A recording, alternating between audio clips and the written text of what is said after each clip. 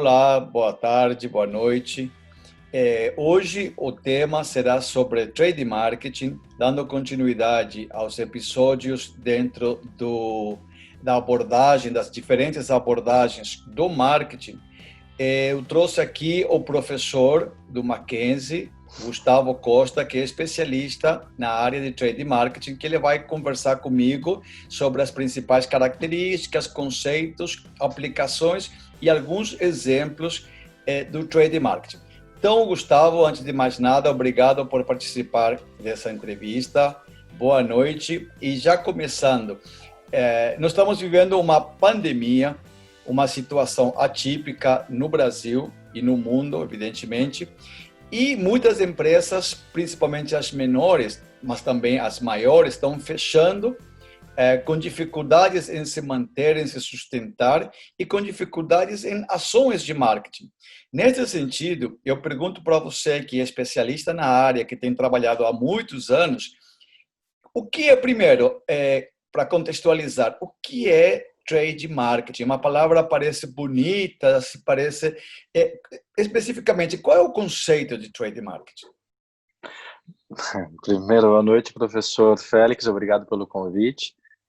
Sempre um prazer participar das suas reuniões. Bom, o trade marketing, ele, como conceito, ele surgiu há pouco tempo, perto do marketing em si, né? Há uns 20 anos, por uma necessidade de conhecimento de público, por uma necessidade de alinhamento de comunicação e a necessidade de alinhamento de distribuição de produtos, entendimento de público-alvo.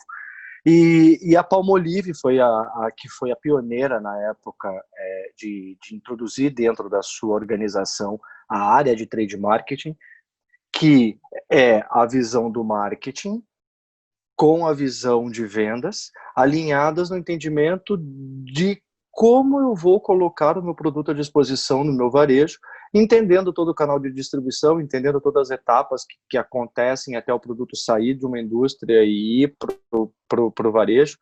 Então, havia muito ruído nessa comunicação interna dentro das organizações e as execuções falhavam. Então, posto uma necessidade de conhecimento de mercado, de entendimento de mercado, de segmentação de público, as empresas passaram a adotar essa inteligência de trade, que é justamente você ter ferramentas para conhecer o seu público-alvo, e ter a excelência de chegar nesse cliente na hora certa, com o produto certo, no ponto de venda certo, no preço correto. Então, tem várias nuances aí que precisam ser pensadas para que eu consiga ter uma maior presença no canal e maior relevância no ponto de venda, enfim. Então, eu tenho que ter estratégias de selling muito, muito bem desenvolvidas. Só e aproveitando ali uma pergunta, até... Gustavo. Você, não sei se já até deve ser uma pergunta um pouco usual, ação de trade marketing seria sinônimo de ação no ponto de venda? Não necessariamente só isso. A ação do ponto de venda, ela é uma ferramenta do composto que a inteligência do trade te dá. O trade marketing, ele trata da relação entre a indústria e o canal de distribuição, passando pelos intermediários ou vendas diretas, enfim, a relação que tem da onde o produto sai até a hora que o produto é colocado à disposição da prateleira. Então, São várias etapas. Todas as estratégias de selling, ou seja, eu estou colocando o produto dentro, abastecendo o meu canal de distribuição.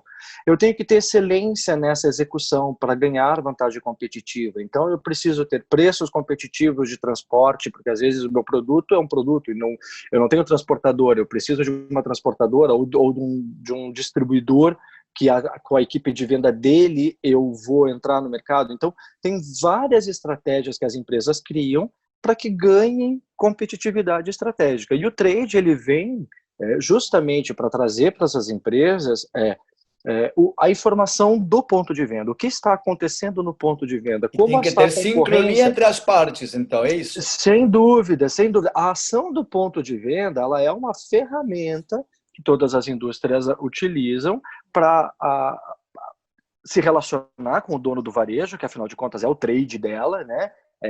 A relevância que precisa ser buscada no canal, eu preciso fazer com que o meu produto seja relevante para o dono do varejo. Então, a ponto que ele preferencie a minha marca em detrimento a outra, caso, por exemplo, no momento de crise, como nós estamos numa pandemia. Como você começou a abordagem no momento de pandemia, como entender o trade, né? Então, a gente parte do princípio que, mais do que nunca, entender o comportamento de compra, entender o novo consumidor, entender de que forma esse consumidor vai adquirir seus produtos e serviços. Eu tendo essa inteligência, entendendo e tendo relevância, tendo marca, por exemplo, marca e reputação, são vários pilares aí que somam-se dentro do racional e do emocional que liga essas duas pontas, né, da relação entre o canal, pensando em como eu vou, da melhor forma possível, abastecer o ponto de venda com o meu produto.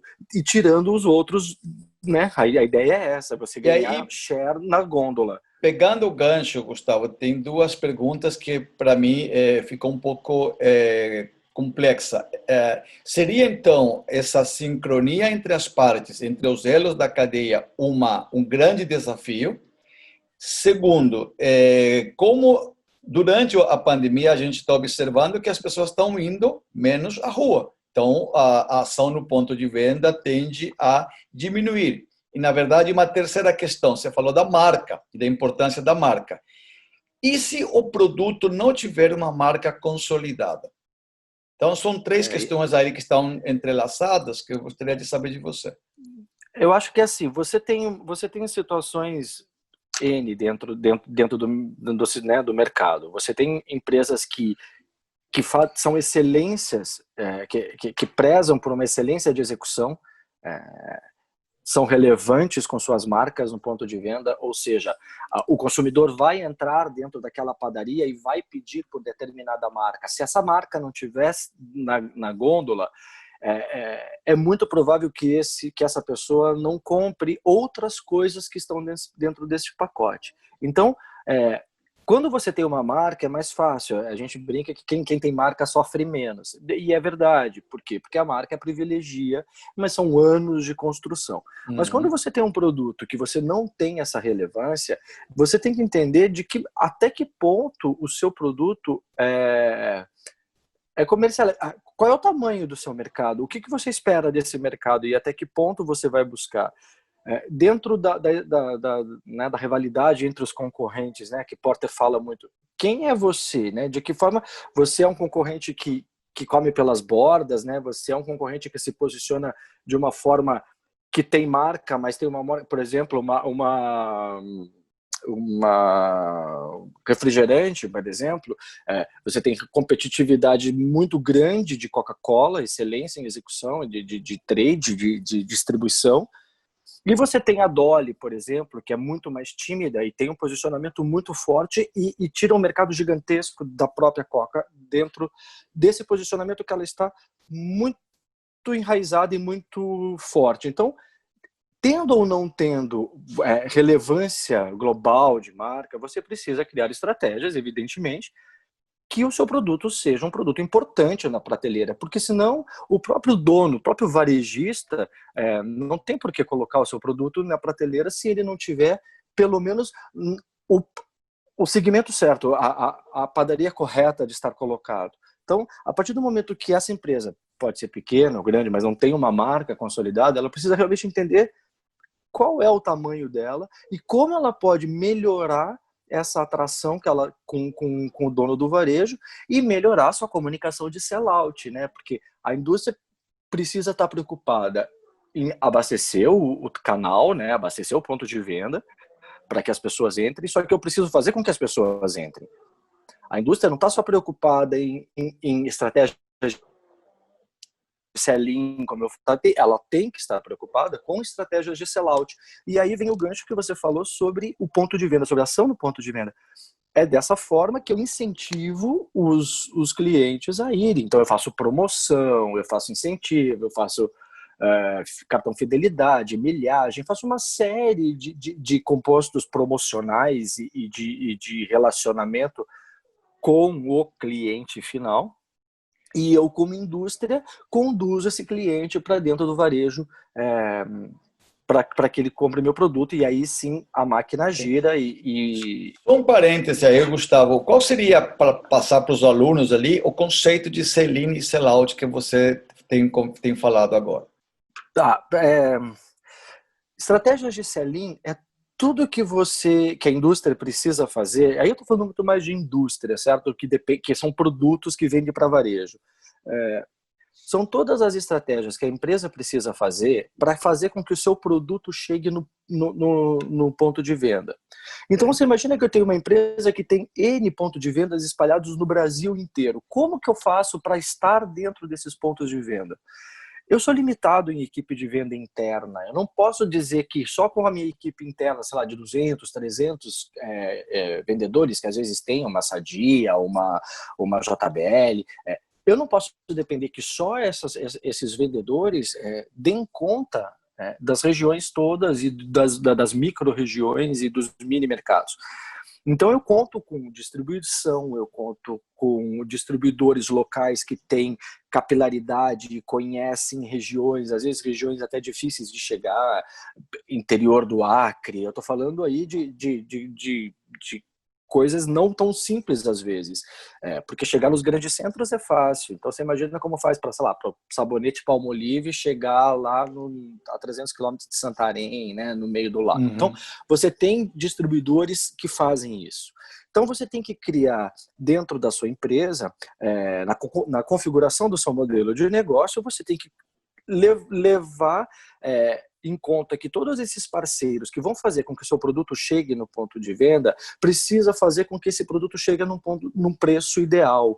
Para isso, eu tenho que ter toda a estratégia de comercial com esses intermediários e como eu vou fazer para chegar. Eu posso chegar diretamente, Celine, então eu chego com a indústria direto, vendo direto, geralmente acontece isso com key accounts, eu vendo direto para o Carrefour, para o Pão de Açúcar, né? E para os mercadinhos pequenininhos eu uso um distribuidor regional. Isso é muito comum por causa do volume de compras. Então, isso são estratégias de sell-in, abastecer o produto no ponto de venda. Ok. Só que para fazer com que esse produto saia do ponto de venda, eu preciso criar estratégias de sell-out, que eu vou fazer com que o consumidor seja impactado pela minha marca, pelo meu produto, e vá até o ponto de venda querer esse produto. Então, a partir do momento que ele faz esse movimento de ser impactado por uma promoção, sei lá, junte 5 pacotes disso e ganhe um apartamento, ou qualquer outra promoção que a gente é cansado de ver na televisão, e continua funcionando isso, independente de pandemia, porque as pessoas continuam comprando as promoções, marketing de incentivo, tudo faz parte do sellout, então. Exatamente, são estratégias de sellout que é para incentivar o consumo. E aí tem várias estratégias. Tem estratégias de experimentação, que eu só vou lançar um produto, eu quero que as pessoas experimentem para saber se gostam. Então, sei lá, um suplemento alimentar. Então eu jogo uma promoção de experimentação. Então eu tenho vários, cashback. Mas aí eu volto àquela questão anterior. Hoje, esse consumidor está dentro de casa. Esse consumidor dentro de casa, então qual seria uma ação ideal de sellout? Qual seria uma ação para fazer com que esse consumidor seria um sellout 2? Seria, eu estou imaginando aqui, sair de casa e ainda ir até o ponto de venda. Ou seja, são dois movimentos ali, dois estímulos que devem ser trabalhados. Perdão, perdi minha luz aqui. Bom, sim, estratégias de marketing digital cada vez mais evidente hoje em dia, né, nesse período. As agências todas tiveram que se acostumar com esse novo modelo, vouchers eletrônicos, uploads de, por exemplo, várias promoções, inclusive agora tem várias, a Antártica mesmo está com uma promoção recém-lançada, tudo no ambiente online, tudo no ambiente online. Então você só precisa cadastrar o código de barras. O código de barras está no produto que você recebe de qualquer delivery que tenha entregado na sua casa. São ações recentes, né? Isso são agora. inovações que a gente está observando agora que estão vindo com a pandemia. Precisamos ser, exatamente. Nós temos que ser inovadores porque ninguém esperava por isso. Estávamos todos trabalhando com o mercado tradicional. Acreditamos, e eu falo isso com alguns pares e colegas de agência, nós acreditamos sim que eventos, o live marketing vai ser muito impactado. Acho que essa ferramenta é uma ferramenta que essas empresas que estavam focadas 100% em live marketing vão ter que realmente se repensar, porque aglomerações e fazer evento com 10, 50 pessoas não paga a conta. Então, isso não está sendo relevante.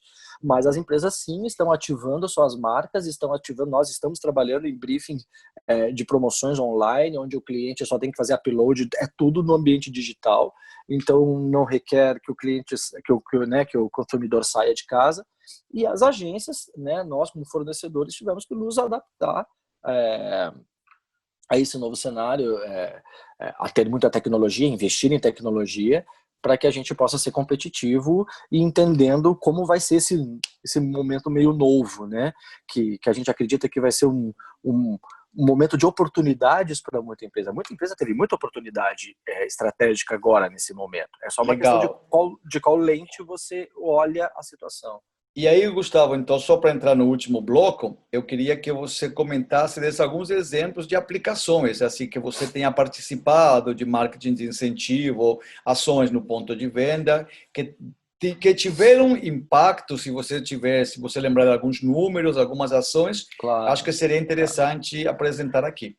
Eu acho que um case muito bacana, e eu sempre conto ele bastante em sala de aula, e ele para mim tem um carinho especial, é a Sadia, onde nós trabalhamos por 8 anos um programa que começou como um programa de incentivo para a equipe de vendas. Bateu meta, ganhou prêmio, ponto, só isso, primeiro ano, não tinha muita estratégia, queriam só levantar as vendas. E no segundo ano nós colocamos alguns clientes, alguns pontos de vendas, né, colocamos alguns donos de padarias, mini mercados, então, algumas categorias de pequeno varejo. Pequeno varejo que a gente fala estabelecimentos com até 6 checkouts, tá? Então, um pequeno varejo, alguns selecionados, e começa-se um programa de relacionamento que a Sadia inicia no mercado. Bom, os anos foram passando e nós fomos fazendo uma leitura do varejo nacional para a Sadia, onde as decisões estratégicas da companhia, por exemplo, de vendas, de posicionamento de produto, eram feitas inclusive dentro da agência, devido à quantidade de volume de informações que nós tínhamos, porque nós recebíamos as cargas de vendas, processávamos tudo. Por isso que eu falo que nós temos que ser uma agência de tecnologia da informação para poder trabalhar com o trade, porque o trade é estratégico, ele parte de dashboards de gráficos e análise de gestão. Então, a Sadia conseguiu, ao longo dos anos, melhorar o seu mix de produto, adequando para cada tipologia, porque ela não tinha um mix adequado para açougues, um mix adequado para mini mercados, um mix adequado para padarias, um mix adequado por região, olhando o poder aquisitivo, por exemplo. Então ela tinha uma expectativa de vender um produto mais caro da sua categoria, ela tinha expectativa de vender esse produto em todos os lugares, em periferias que certamente não iam comprar, né, não teriam poder aquisitivo. O trade, a visão estratégica de produto estava toda equivocada. E o programa de relacionamento trouxe para a empresa uma inteligência exatamente para conseguir equacionar e melhorar inclusive a ação dos vendedores. Os vendedores começaram a vender com maior qualidade e corretamente os produtos nos trades corretos. Então, e além disso, começou a se relacionar com o dono do varejo. Então, isso cria relevância da empresa com o varejista. E o que é ótimo, porque você cria preferência. Então você cria elos emocionais e aí você joga essa pessoa dentro de um ambiente lúdico, de uma campanha de incentivo, onde ele resgata prêmios, onde os melhores do grupo, sei lá, fazem viagens. Levamos várias vezes grupos lá para Concórdia, para visitar lá em Chapecó, para visitar a fábrica. Enfim, foram projetos lindos de entendimento de trade, de como você pode entender o comportamento de compra do consumidor, se baseando nas suas estratégias de distribuição e comunicação. Então isso realmente foi. Bom, e daí tem a Ambev também, com o programa Sempre Juntos, que, né, mais de 120 mil bares e botecos do Brasil todo, com Antártica e Boa, que também faz um programa de relacionamento há anos com excelência. Então eu tive E você lembra, Pois não.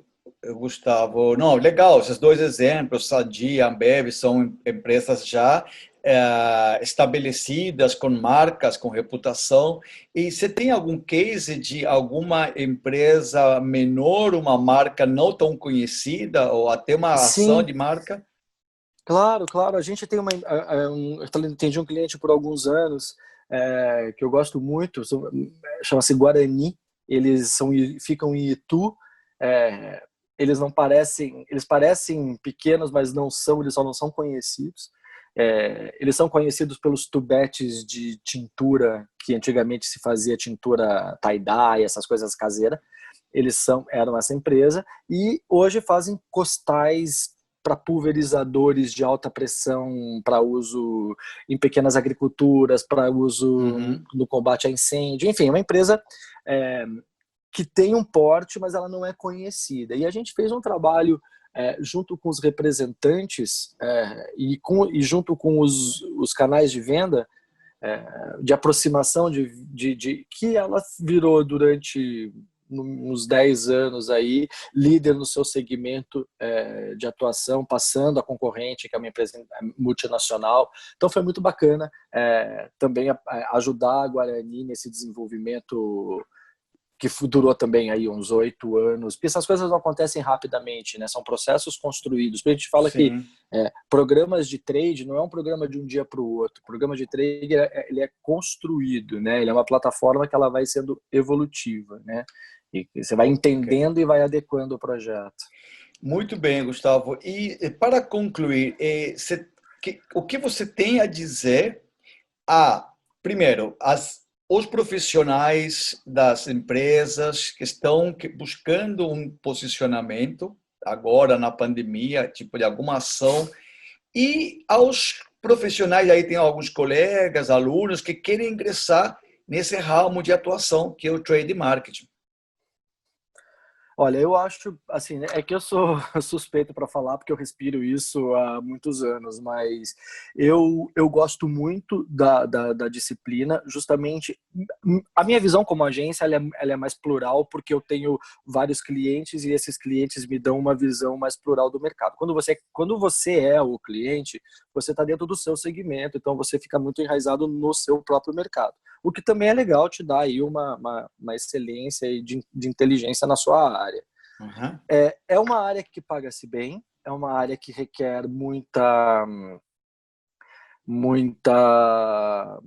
pensamento estratégico, muito conhecimento de marketing, de posicionamento de marca, de diferenciação, de os conceitos de vantagem competitiva. Na verdade, você precisa é muito mais estratégico do que ficar pensando no glamour de comunicação, se a promoção vai ser com a Juliana Paz ou não. Ela é muito mais na visão business de negócios do que o que todo mundo pensa, às vezes, quando fala em marketing, vê muito aquela coisa agência, vê muito aquela coisa do oba-oba, e não é muito isso. Acho que esse é um grande desafio, né? Pensar estratégia e executar essa estratégia, né? Não, exato. E é por isso que o trade está sempre muito, o que também é muito legal da oportunidade de se trabalhar com trade, que ele está sempre muito próximo na diretoria, presidência.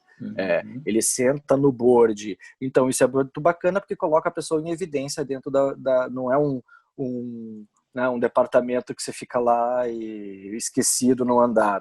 É um departamento de visibilidade. Se você for bom nisso e conseguir essa visibilidade dentro de uma grande empresa, nossa, tem gerentes e diretores de trade aí de tirar o chapéu dessas grandes empresas que estão fazendo trabalhos lindos e ganhando muito bem para isso.